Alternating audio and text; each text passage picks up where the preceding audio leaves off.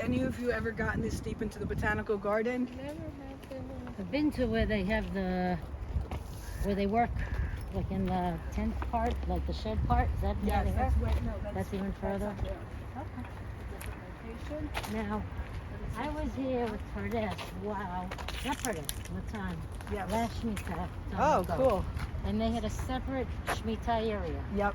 Are they planning to do that here? It's already, it's It's in preparation? yeah, it's what you see. It was very nice. They had like the guy, the guy who's I forgot what it is.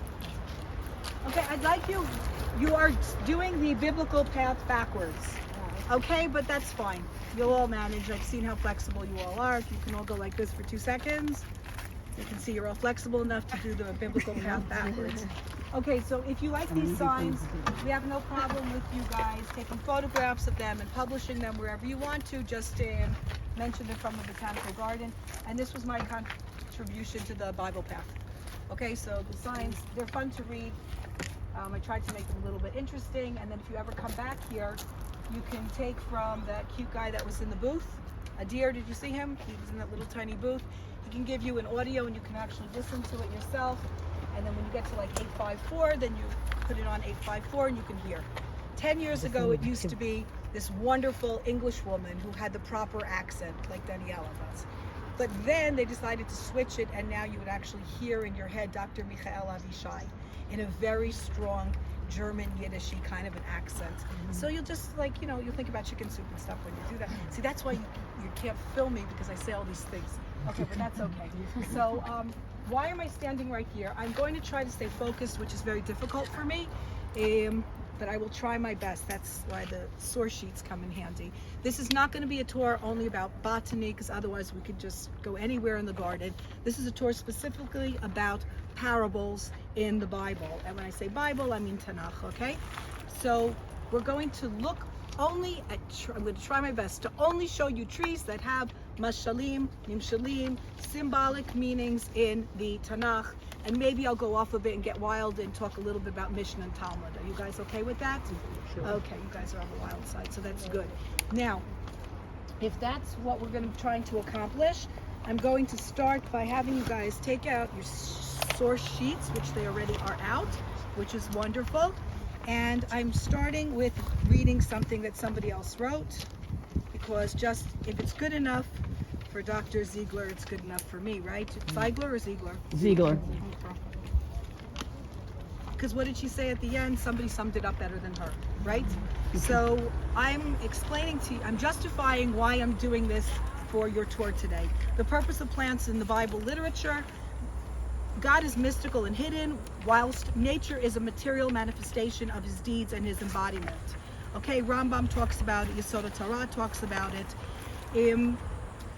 Even because already I was wondering how long it would take for someone from the lecturers, because some of you are on Zoom, so I don't know. Even the people that I didn't see physically in the classroom, you've all been Zooming? Okay, and do you remember when Ki Adam Hu Eitz HaSadeh? Okay, that needed to get said like the first second that we opened up the week, so that's great, so you all understand what that means. Even when you're talking about the importance of a tree, if you kill a tree, there's a rabbi who said that his son died, and he actually said his son died because his son cut down a fruit tree before its time. Meaning you're allowed to cut down a fruit tree according to most poskim if it loses its ability to give fruit. But his son cut it down before, and thus he lost his own life. And even our terminology of trees and humans is very often the same, so it's very easy for us to understand messages from the prophets that are given by Hashem when we're comparing ourselves to trees, etc. Also, as she said today, the same way animals and people are so similar. Okay, whether we're eating, defecating, or sleeping, the same way also we are with trees. Okay, the trees need nourishment from the air, from water, just like us. So much so that we have stories that, again, you're talking to me, okay? So maybe if I was a high-tech person, you'd say it's a bunch of Baba Mises, but as was said by someone much greater than me today, the Midrash is there to teach us the message of the Tanakh, correct? So if I hear a story about somebody encouraging a tree, I don't see that as symbolic. I see them really, as they say, that every plant calls out to you, to Hashem, and praises Hashem. Every single blade of grass has an angel watching over it saying, grow, grow. We've heard of that midrash before? Okay, so it's enough to just, if a few of you just nod, then I know you got it and I don't have to then repeat the whole story. But there is something wonderful that each angel has its own little guardian, each blade of grass has its own guardian angel watching over it saying, grow, grow. How much more so do we have our angels watching over us? Okay, so there are many parallels between people and trees. Thus, I thought it was a good thing that, because you all are such studious people, this is the continuation of your life's journey in studying Tanach. So next time you do open up Nevi'im, or even in the Torah Chumash itself, hopefully you'll get a little bit more of an understanding about the messages that are given.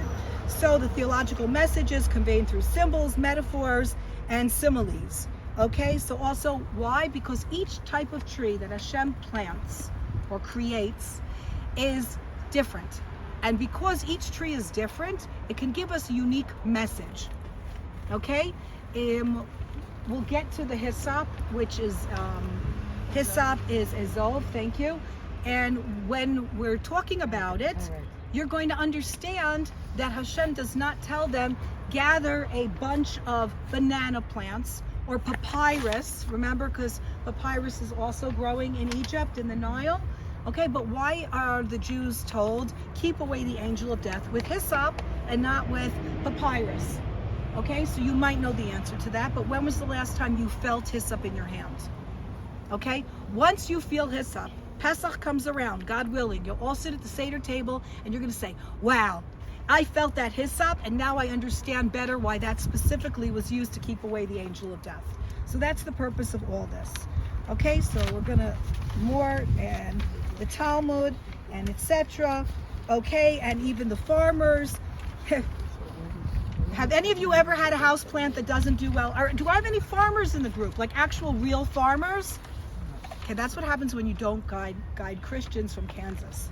I've had Christians from Kansas and they're all farmers and they're like, they understand everything, but it's all different in Eretz Yisrael, which also makes it super special to be here. We are perfectly coordinated with our Chagim.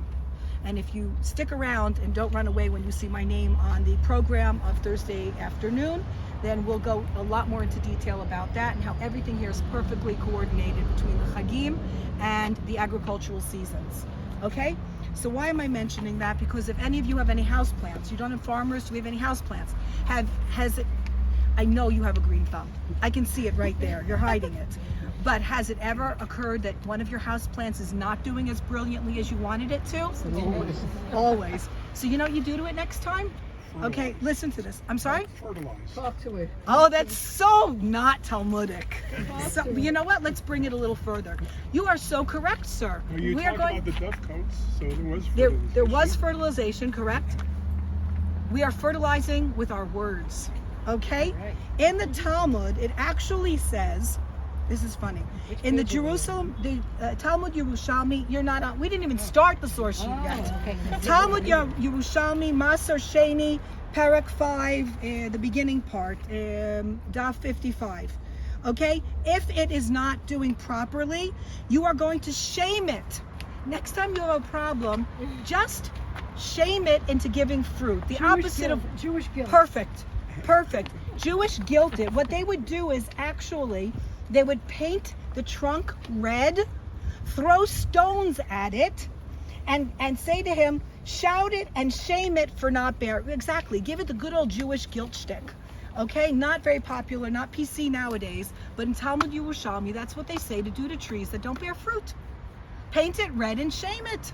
And it's gonna, it's gonna give you your fruit. How cool is that? Or die. Right, or die of shame. But just the idea that a tree, you can shame a tree into giving fruit, again shows us the connection and how aware they were when the Nevi'im are talking and they're giving Musar or they're giving descriptions about the future of what Israel will look like. They do it by using the plants because people were so connected to their plants that everybody had a bucket of red paint, and when your plant was acting up, you paint the trunk and it's going to work. I'm sure you all know the story about the date who didn't give fruit. Do we all know that? No. The date that didn't give fruit. So actually a rabbi spoke to her. He was like a marriage counselor, a premarital counselor. Because he spoke to her, and she was actually yearning for a real hunk of a tree that was located in Jericho.